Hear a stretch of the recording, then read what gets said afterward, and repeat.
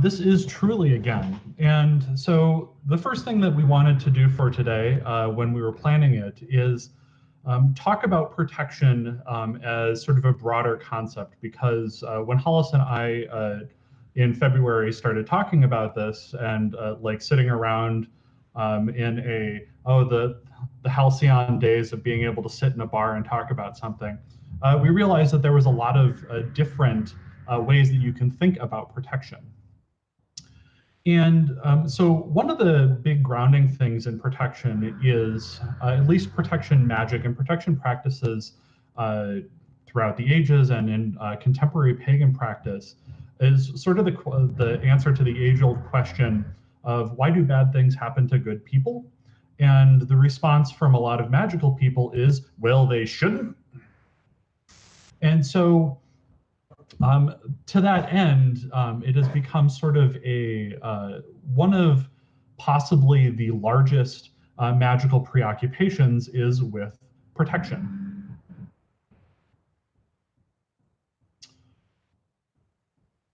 And so this is probably right like protection as a concept and like a magical operation that people engage in. It's probably right up there with money and love as some of the biggest things that people want to know about. So before I get too far into talking about my notes and thoughts on this, I want to make sure that I give you guys a little bit of background as to my grounding. So I already talked a little bit about in the introduction, but I'll reiterate it here, is that so my personal magical practice sort of religiously is grounded in the Wiccanate tradition, or the sort of Wiccan background that celebrates the Wheel of the Year, accesses the god and goddess, and looks to a sort of an animistic pantheon of creatures that exist around, of non-physical creatures that exist around us. My magical tradition is sort of a free mix of Wiccanate magic, Hermetic mysticism, and folk magic, which focuses primarily on kitchen witchery. And so that's sort of my practice. At the same time, sort of my intellectual background comes from anthropology. I have a master's degree in sociocultural anthropology that I got at this point a decade ago, where I studied a lot of magical practices from around the world and a lot of religious practices around the world. So I'm going to be drawing on some of that past knowledge and information to talk about some of what's going on. Additionally, somebody's gonna somebody may say otherwise, but I like to think that I have read pretty widely as a part of Western mysticism and Western occultism. So the limitation there is that I don't have a really great understanding of a lot of the Eastern or South Central Asian philosophies or even the Muslim philosophies on spiritual protection, and magic and mysticism. So there will be a couple of opportunities for doing questions and answers, and I would love it if folks who have a different perspective would like to add to the perspective that we have here. That being said, I'm going to go and tell you about my perspective just so we can widen this a little bit. So when we're talking about magical protection, I start with Diane Fortune's definition of magic, which is the art and science of causing change in consciousness in accordance with will. And that will be familiar to some of you as somebody else who used that definition, which was Aleister Crowley, and was probably the person who made that definition more famous. But it's the grounding that I have in trying to understand and define, hey, what's magic?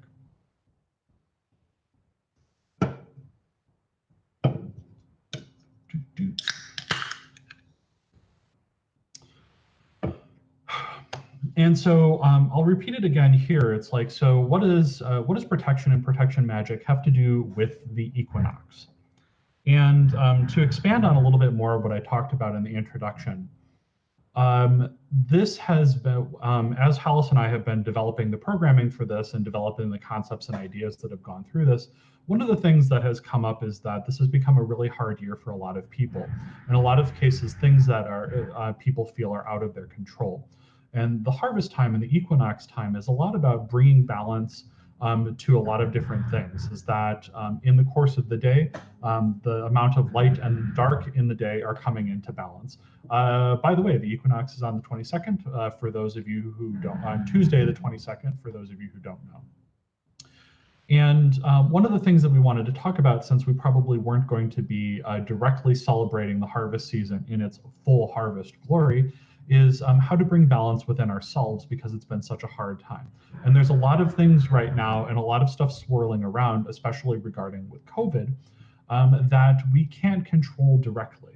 But one of the things, drawing back to Diane Fortune's definitions and causing changes in consciousness, is to bring ourselves into balance using protective practices.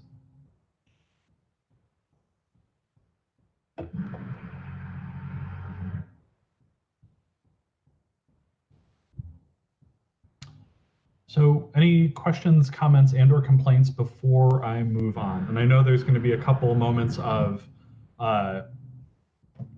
catch up here. So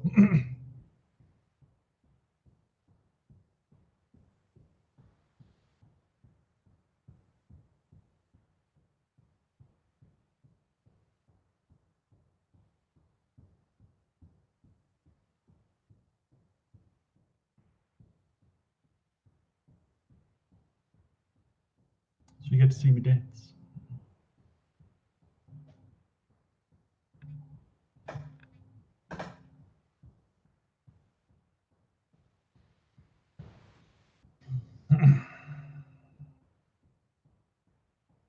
All right, I'll circle back to any questions that come up, but I'm going to move on.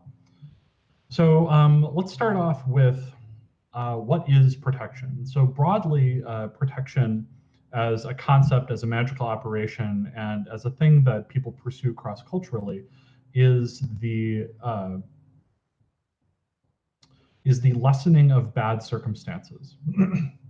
And to repeat the definition of magic from Diane Fortune is, for Stephen, it is the art and science of causing changes in consciousness in accordance with will.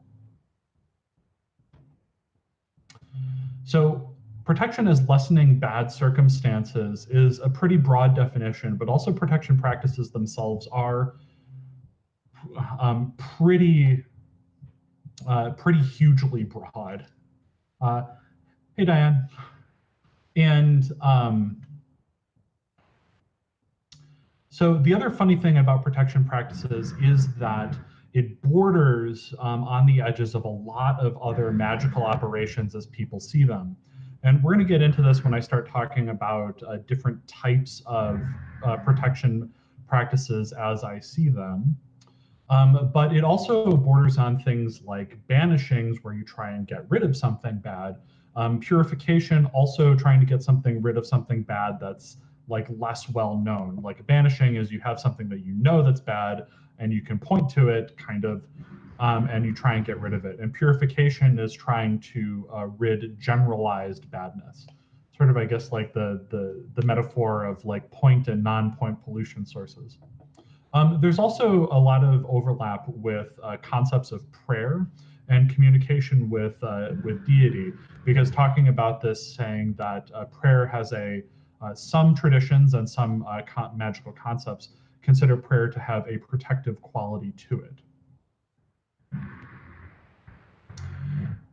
The one of the interesting things about protection and protection magic is that one of the core things in magical operations is your intention.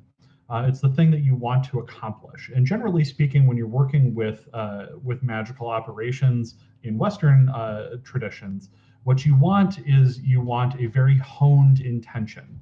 You want something very specific that you're trying to accomplish, which sort of makes protection a really odd duck, because it's sort of hard to pull off protection magic specifically, unless you have something really, really pointed that you want to engage in protection from, like, hey, there's this person who is bothering me, and I want them to not bother me, and you can specifically point to that thing. But if you're trying to go with, I want to be protected, that has less of a specific, like a grounding, a specific magical grounding.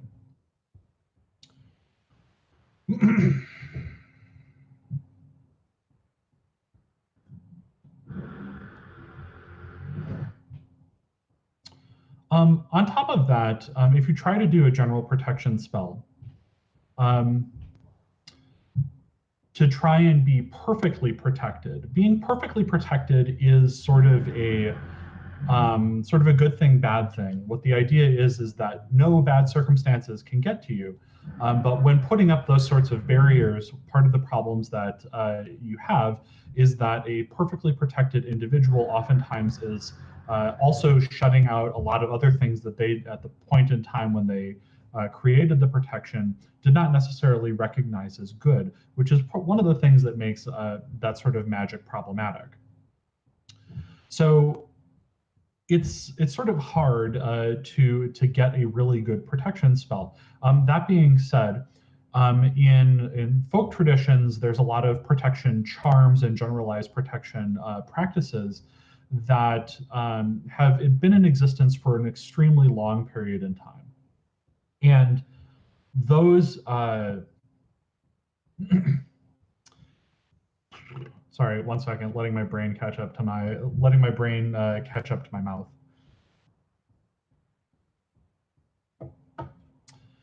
So those protection charms, and some of them that people might be familiar with, are certain types of protective stones, protective amulets, traditional like things like red salt bags, talismans to avert the evil eye, and other traditional practices that are part of folk magic traditions have a lot of weight behind them in magical weight because they've been practiced for a long period of time.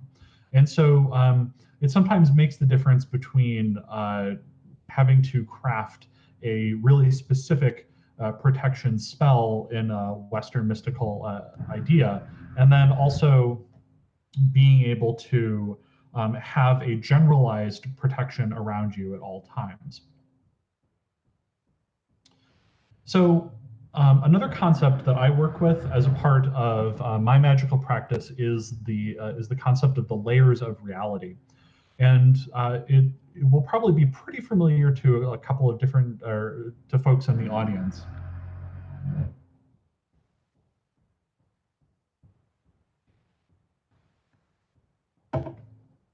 Is that there is a physical reality that we all work with, but then there's other realities that are sort of stacked on top, or sort of stacked together as different frequencies or different sort of levels of energy that are put together. And magical operations can operate on a lot of different layers of reality. So there's a lot of people who recognize like a mental layer of reality. And there's also folks who recognize, well, I work with one of them as a sort of cultural or archetypal or social layer of reality that has stuff that exists between people. In magical operations, we also sometimes talk about the etheric or the energetic layer of reality, where we have life energy that runs through us, and also the astral layer of reality, where we have Western mysticism contends that a lot of the non-physical entities exist that a lot of us work with on a day-to-day or sometimes day-to-day basis. So one of the interesting things about that is that protection can take different forms. And so I'm going to go through in a moment and talk about different types of protection that when I've been talking with folks, I've been able to dig up. And most of them exist on one of three different layers of reality.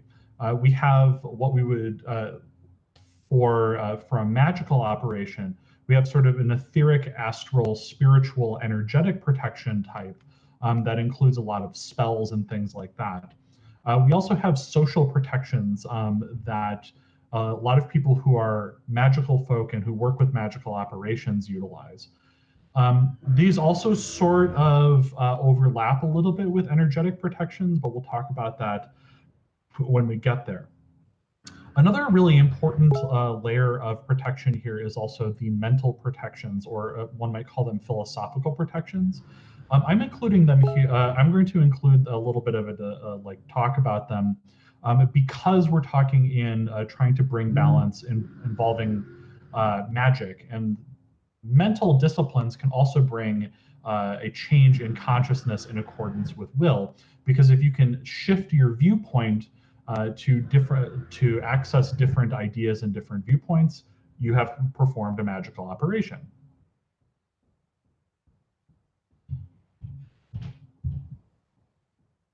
So any questions there before I move on?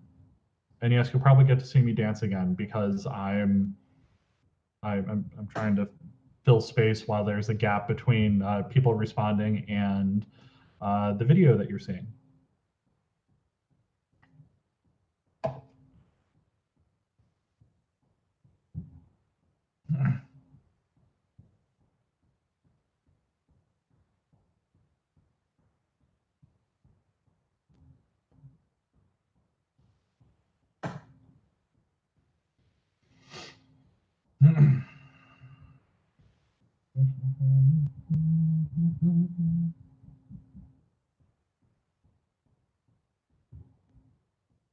Repeat again for anybody who didn't catch it. Any questions, comments, and complaints on talking about protection generally before we move on?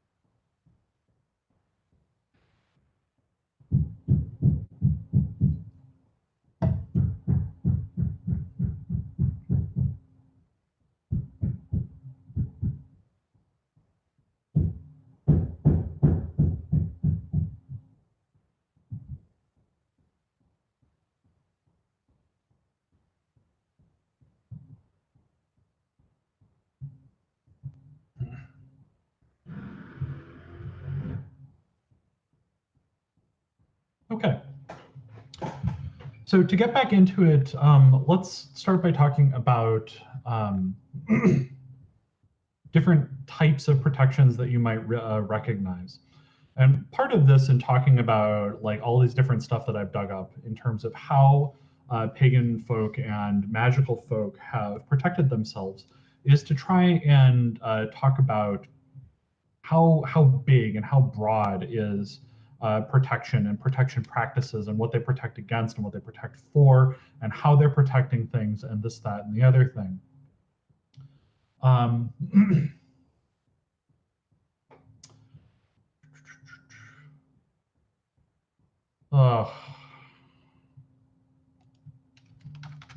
Yes. So some of you might, just as a note, some of you might be hearing noises in my background. And what that is that my apartment complex decided that today was the day that they were going to replace the roof. Well, actually, a couple days ago they started, but they're continuing working through the weekend in order to take advantage of the dry weather.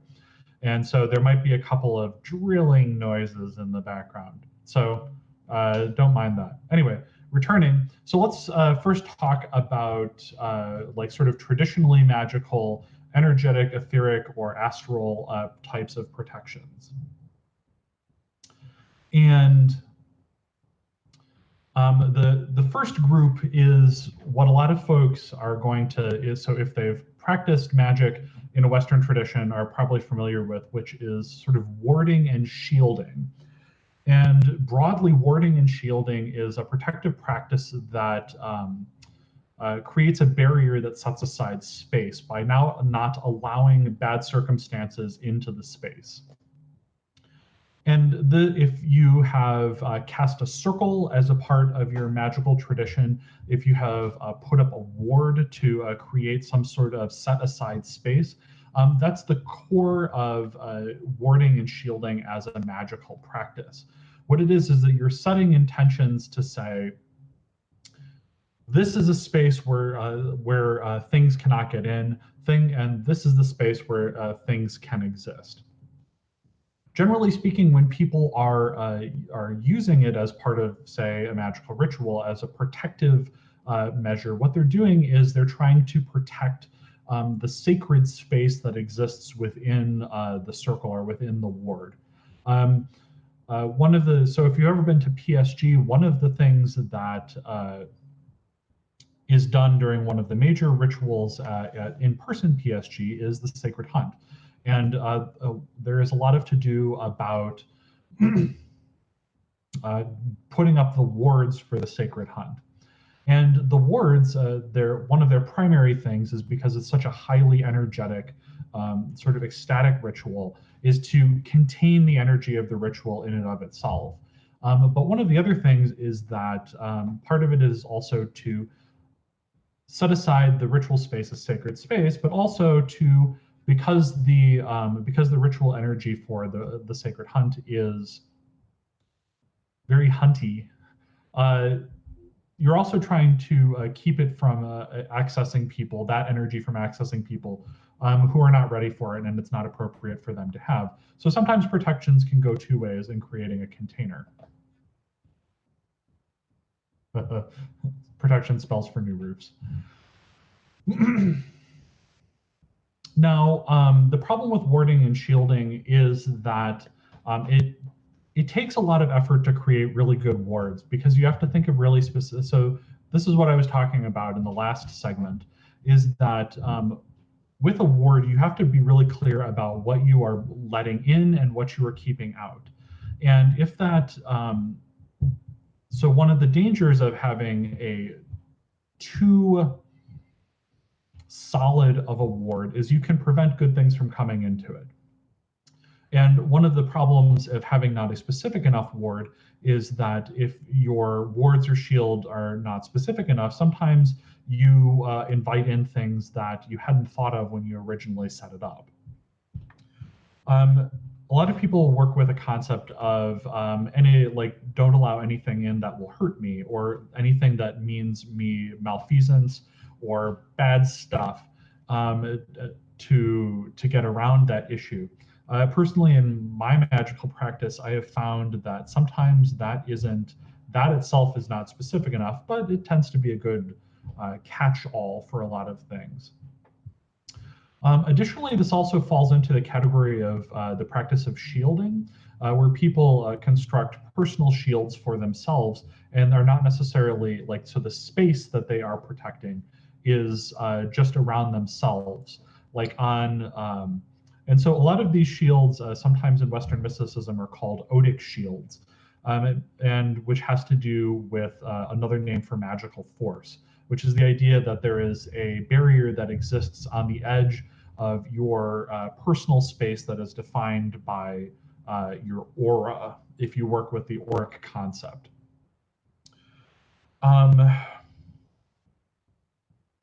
One problem with these is that they also take a lot of focus to maintain. So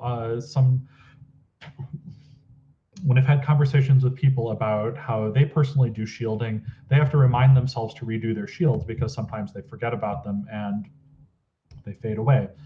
Some other people don't have that problem and find that their shields stay up quite well throughout the day. If you want to leave a comment in the chat about your experiences with shielding. But personally, for me, I find that in my practice, I have to come back and refocus on shields when I when I need to sort of re-up that protective barrier thing. So another interesting part about this is that warding and shielding also kind of includes a lot of things that we consider to be protective stones, because a lot of the lore about protective stones means that carrying the stone like an agate, a piece of obsidian, a piece of jasper on your person allows you to just be protected against harmful things that are coming in. Now, depending on what sort of stone lore you access and who you talk about it, stones have different aspects and ways that they protect people. But one of the sort of omnibus protection of just like saying, no, you can't touch my person is a sort of a ward or a shield.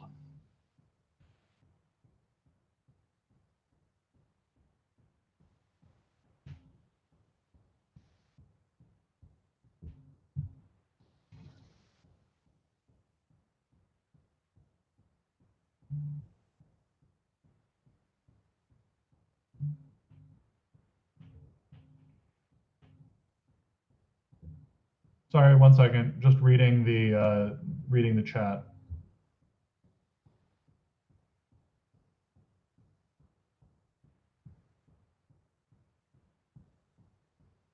So I appreciate the call out for the good of all, and that brings up sort of an interesting sort of philosophical concept in Western mysticism, which is the question of is there something that is really good for everybody, and I've worked with that concept in the past. I found it to be fairly effective, but there is a philosophical question of is there an absolute good for everybody available, including all of our physical and non-physical entities that are around. At one point in time, one might say what is good for the goose is good for the gander, but another question is what is good for the goose good for the duck? I don't know. And like I'm not going to dig too deeply into it, but it's sort of, I think, a thing that everybody has to address as part of their magical practice.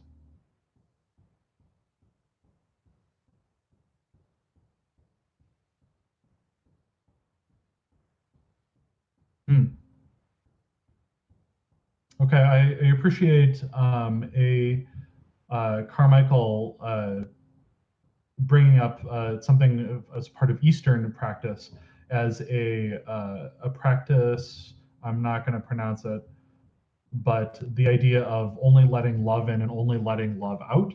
I appreciate that form. Having other folks who access protective crystals and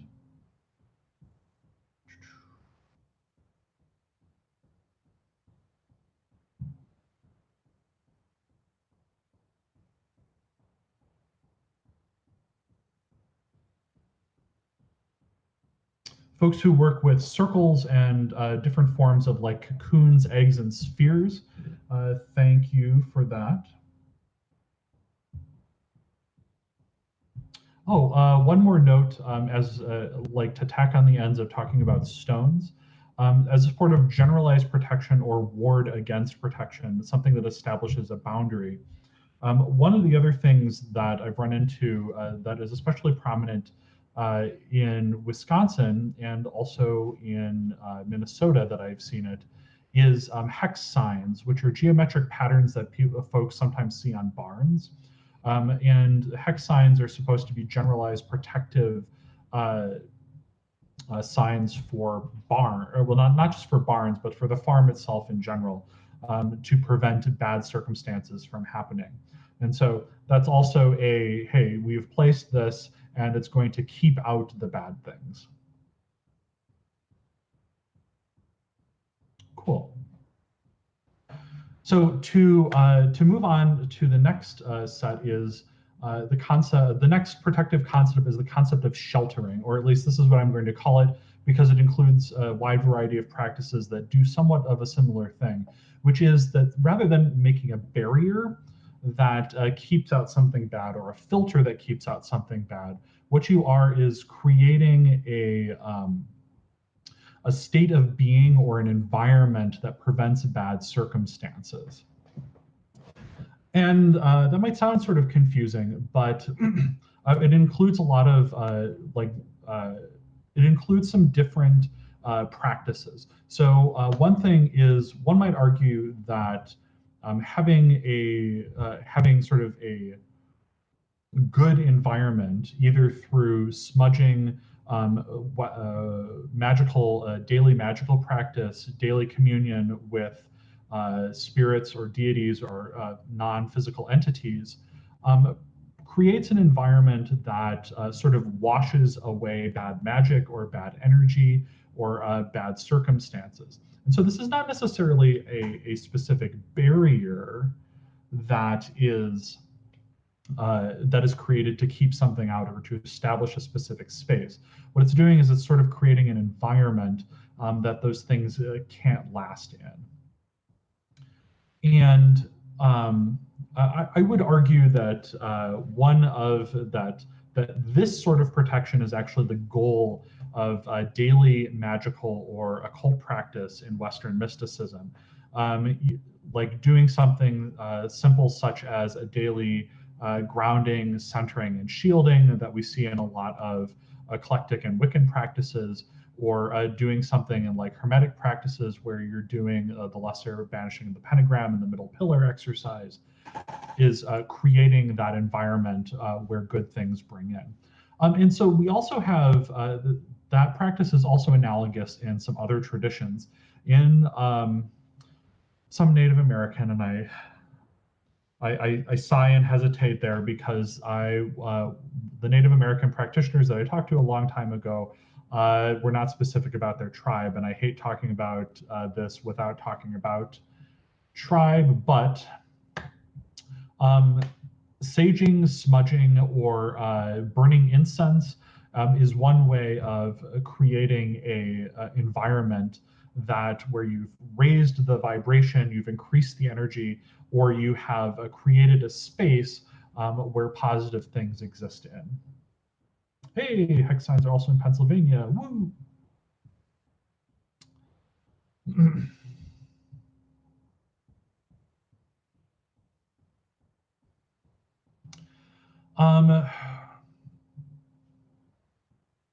So it might be sort of interesting to talk about, but sheltering is also a really common magical practice as a part of Christian mysticism, is by cultivating a relationship with some of the non-physical entities that are a part of Christian beliefs, is one way, and creates this environment around you where bad circumstances cannot happen.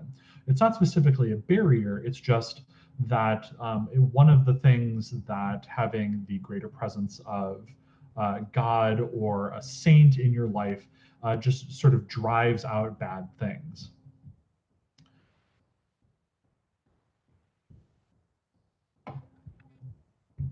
And some of that can be accessed as part of neo-pagan, pagan, and occult practices as well, by saying that, hey, you have a relationship with a non-physical entity, either a spirit, your ancestors, elementals, a deity, or something like that. What you got is that their presence, their mere presence in sort of your energetic and astral environment at different points and times will drive out bad circumstances that are happening around you. Sort of an interesting thing here, and sort of also with an interesting story, is that certain types of invisibility spells or like magical operations that are supposed to make you non-perceptible can also be protection in this sort of way. They create an environment where bad circumstances can't find you. And so I'll share a particularly funny story that I had from one of my teachers, is that a long time ago, back in the halcyon days of the 90s, when I was learning about pagan stuff, so the place where my teachers were living was effectively being harassed by a whole bunch of Christian religious solicitors. and they kept coming around and kept bothering people. And so what my teacher did at that particular time was to craft an invisibility spell. Saying, hey, like you can't find us, we're not here. And so this is one of those careful what you wish for, or be more specific about your intention, because they crafted this invisibility spell in much too of a broad circumstance. And the problem with it, and I was interacting with them during this period in time, was after they enacted this particular magical spell, nobody could find them. After that, for about 4 days afterwards, they didn't have any mail delivered. I wasn't able to come over and visit them physically in person, and they couldn't get any deliveries of any other type while this was happening, because what the mail people said and UPS said, hey, is we couldn't find your apartment. So sometimes you have to like be a little specific about what sort of environment you are creating, lest you not get some unexciting side effects.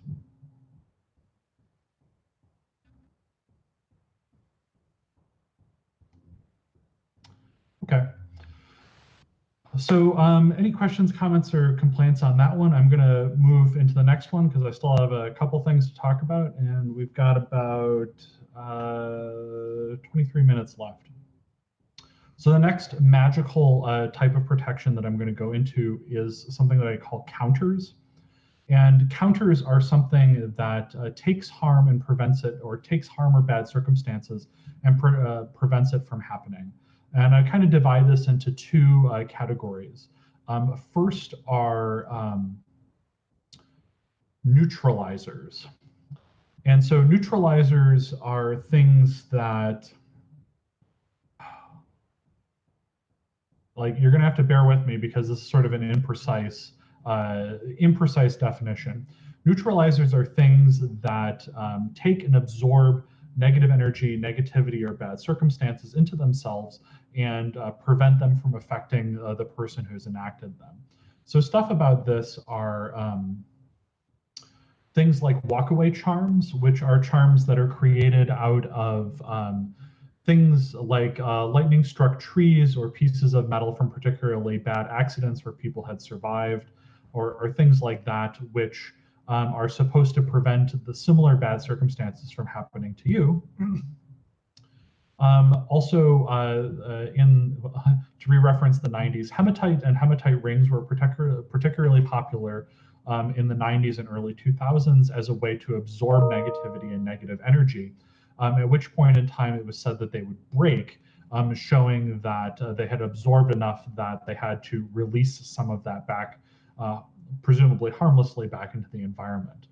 Another one that exists in hoodoo is the concept of a red salt bag, which is a bag made out of a hand-stitched bag made out of red cloth that contains a bent nail and salt, which is supposed to be carried on your person and will absorb negativity as long as it exists and as long as the nail is unrusted. Additionally, dream catchers also fall into this, that are sort of like filters that attract bad energy and bad spirits and negative energy and prevent them from getting to you while you sleep. Also, witch bottles as a general category is generally the witch bottle itself is supposed to attract negative energy and trap it inside of itself and confound that the negative energy and the negative spells.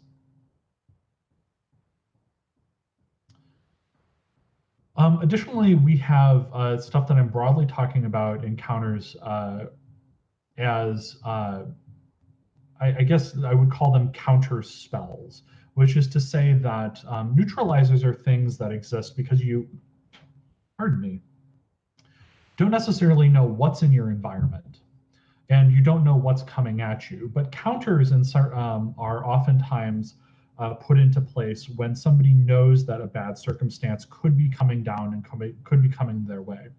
And so a specific magical operation could be had to try to counter or avert a magical a magical problem or a physical problem that you have had, but also there's some generalized counters. One of them is planetary charity. And so planetary charity says that if you have a foreseeable bad thing that might be coming down the line, what you do is you give charity or you give money to an organization that is associated with that planet's like correspondences on the planetary day during the planetary hour, and that will bring the favor of the planet to you and counter some bad things that exist within your life. For example, is if you knew that you had a particularly hard presentation that was coming up and where the odds were likely to be stacked against you, you could give charity to an organization that helps foster communication on the day of Mercury and during the hour of Mercury in an amount of money associated with Mercury's magical number, depending on how that's viewed in your tradition. And that will bring the favor of Mercury to help sort of grease the skids and neutralize some of the bad effects of that bad circumstance. Lucky Charms, in some extent,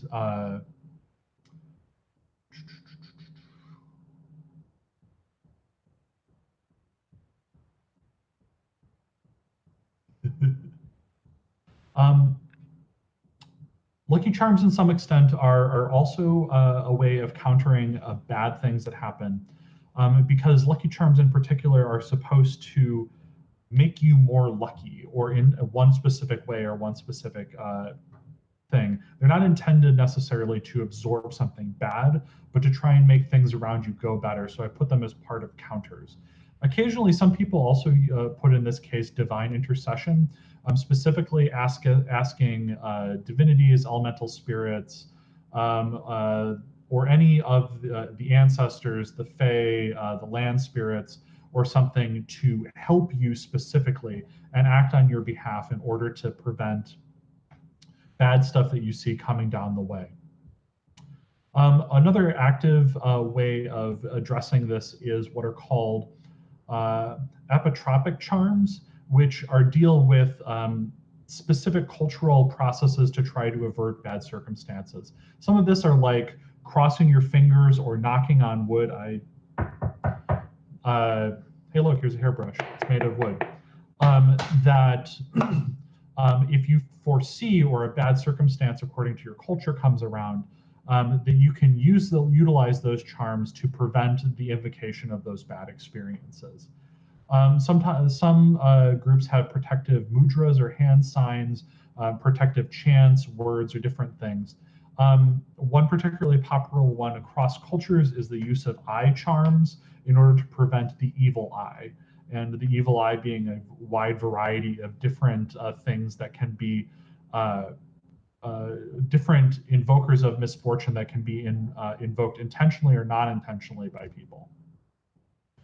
Whew. So there's a lot. Yeah, I'm sorry to reference planetary charity without talking specifically about the days or the numbers. Those numbers do vary. So what you're going to want to do is you're going to want to look up a chart of planetary numbers and planetary days, and that'll help you get you on your way. Also, planetary correspondences to talk about like what are the things. Oh, as another aspect, I sometimes occasionally use planetary charity dealing specifically with Mercury in order to deal with the effects of a Mercury retrograde.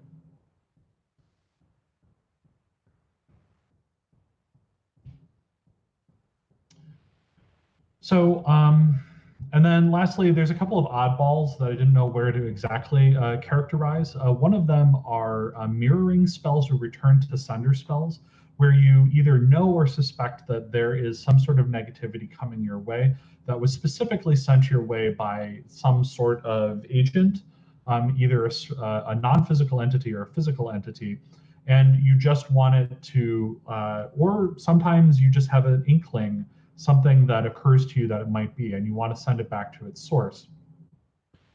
So those, I call those mirror spells, or return to, I've heard them also called return to sender spells. So it's kind of an oddball because it's not exactly it's not specifically a counter, because it's not specifically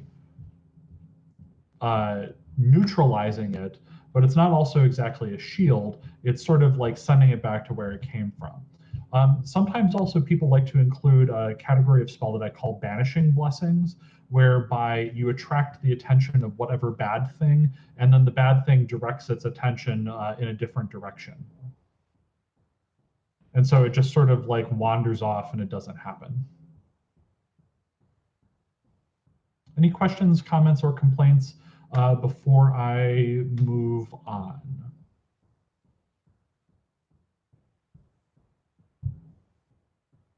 Well, I will, I'll continue moving on just for the sake of time. Okay, so let's get into social magical protections. And this sort of falls into a weird category because we're talking about, in some sense, how are people perceived? And the first one, which is pretty popular cross-culturally, is the idea of posturing. And some might say, well, this just seems like a normal, ordinary thing where you're like, well, don't mess with me. And it drives off people. Well, this is a pretty classic thing cross-culturally, from South Asia to Africa to Europe to mainland Asia, to South America and Central America, whereas sorcerers and people who work with magic, sorcerers, witches, and what have you, are known not to be trifled with. And oftentimes, practitioners in different places actively cultivate rumors that bad things happen to people that mess with the witch or the sorcerer who lives in the area, so that you shouldn't mess with them. And this in itself is a type of magical protection, because it is changing the consciousness of the people around you to say that really only the people who feel like their concern is really worthy of your attention are going to deal with you, because otherwise bad circumstances will fall onto people who trifle with a magical practitioner's time. And some people think that this is very valuable. Some people think that this is something that we shouldn't be cultivating, but it is something that is cultivated cross-culturally, or is known to be a cross-cultural practice.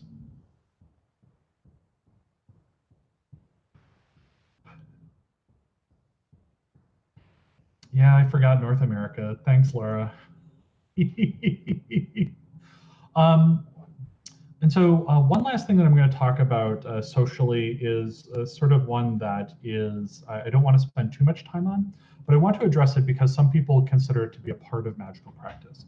And that's the concept of binding. And binding is sometimes considered to be a part of bane work, or work that magical practice that is intended to bring harm or prevent harm by causing harm. And as Circle Sanctuary, we don't condone those types of practices broadly, because we embrace ethical concepts related to the threefold law and the idea of do no harm. But I want to bring it up because it is a part of pagan practice in different traditions. And so I don't think it's a good thing to just leave it out to say that it exists. But I'm not going to specifically be talking about types of bane work or types of bindings. But the concept of binding as a protective practice is actively attempting to restrain the agency of somebody, either a physical person or non-physical person, to prevent them from causing bad circumstances. And that is it's a magical operation that has a couple of problematic things, both from an ethical and a magical perspective. So I'm not going to address that further, but I wanted to bring it up because it's something that people do consider to be a part of pagan protective practices. And so I'm going to leave it at that. So the last group of protective practices that I want to go into are what I consider to be mental or philosophical protective practices. And those are, instead of creating an energetic intention or using a charm or something to ward off bad circumstances or to try and change consciousness in different places, the practitioner themselves are trying to change their own state of consciousness in order to bring about some sort of protective behavior in their own life.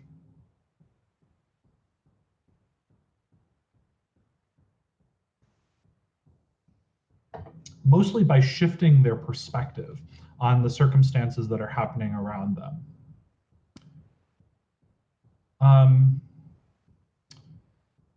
So the first type of mental practice is a practice of adaptability. And it's the idea that you want to cultivate within yourself a sort of outlook and philosophical viewpoint that drives your actions, or a thing that you can, or a type of thought form that you can access that allows you to adapt to bad circumstances and to meet them head on. Not necessarily that they're not going to harm you per se, or that the bad circumstances themselves cannot occur, but I would say a phrase that goes along with this is to say, I can figure it out. The next one is resilience.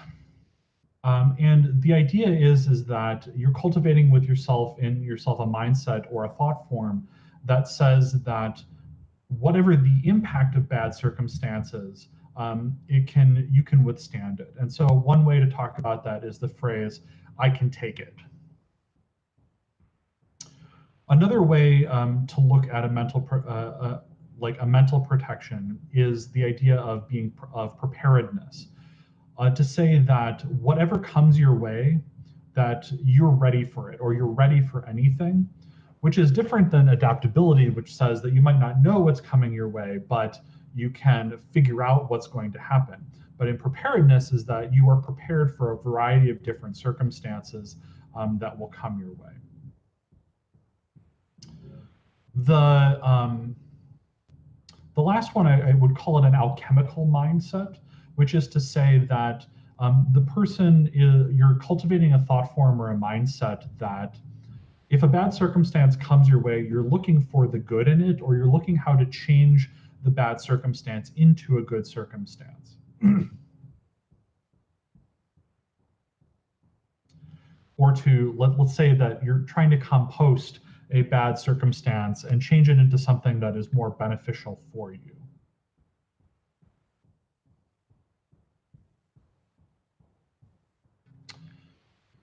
Okay, so those are the types of different types of magical protections that I have come up with since starting to consider and think about this and conceptualize this festival and this festival stuff. And it's a lot. Like, I get you. I know that it's a lot. And we have very little time left on this one. But are there any other questions, comments, or complaints before I wrap up and before we transition to the next activity?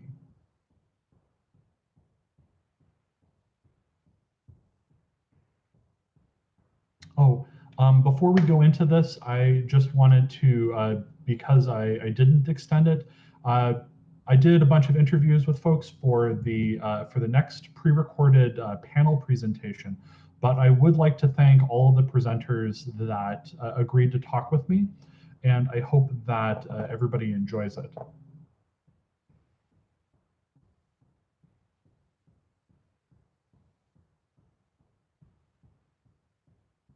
Thank you, Darlene. Yeah, that's another philosophy that I think is really closely associated with the alchemical philosophy, which is, or I would say that it also deals a lot with the Stoic philosophy, which is saying, hey, you get to choose how you react to bad circumstances that happen.